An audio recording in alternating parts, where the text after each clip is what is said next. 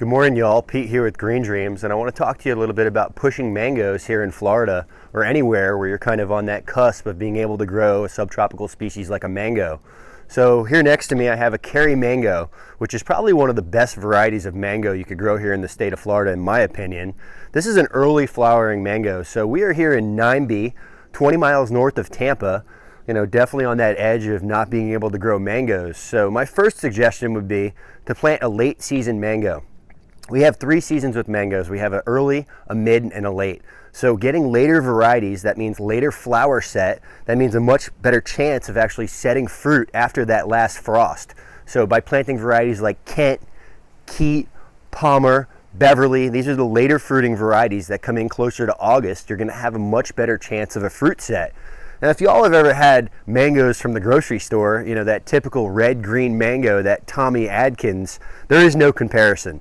Where mangoes are native to are India, and in India, that mango is not even fit for human consumption. So, a lot of these fruits in the grocery store, there's only one reason why they're there: shippability. They're able to pick these fruits green, they ripen, they ship, they have a really good shelf life. They're not selected for, the viability of flavor, taste, low fiber, these multiple attributes of the mangoes that we can actually grow here. So this Kerry mango is nothing in comparison to that Tommy Adkins. I mean, this is, pure juice. This is no fiber.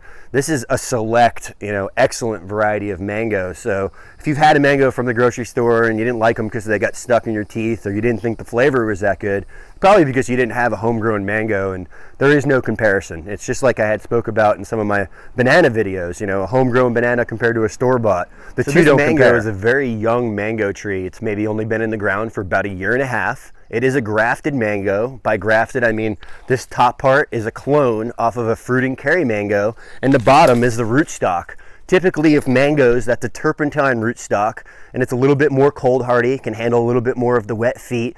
Most of these rootstocks have been selected, obviously not for having a good fruit, for being much more cold hardy. So this is our scion, the Kerry, grafted onto the rootstock, which is down here at the bottom, and you'll see the rootstock is definitely, the graft, is much fatter. So a lot of times they'll call that a clubfoot on a mango tree. Typically speaking, there's a lot of energy that's involved and going into actually producing that mango. That tree is putting out a lot of energy for those sugars that go into that fruit. So a very young mango tree like this, we won't let this set more than 1 fruit that first year.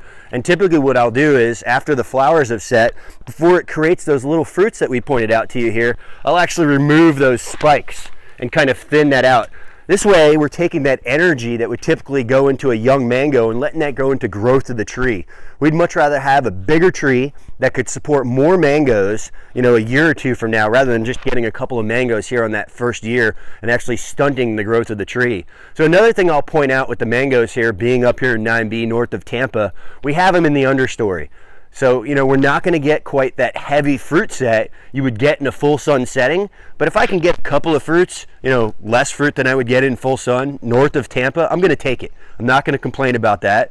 We're not supposed to be growing mangoes here, so we're definitely pushing the zone with these. But I would say if you want to try one, late season, possibly trying the understory. The only issues we've had in the understory here are the caterpillars and the worms that actually fall down out of the oak trees. They can sometimes eat the flowers off of the tree. I would say maybe bagging those flower spikes would be a way to combat that without using any type of, neem oil or natural chemicals. And that's something that we're definitely experimenting with. It's only been 1 year or 2. We're just new at planting the mangoes here on the farm, so we're going to get better if this as time progresses. So as I come up with more of these pro tips, I'll be sharing them with you all. And here's my short little video on mangoes. I hope you guys enjoyed it. Please like, share, and get the word out about what we're doing. Thank you.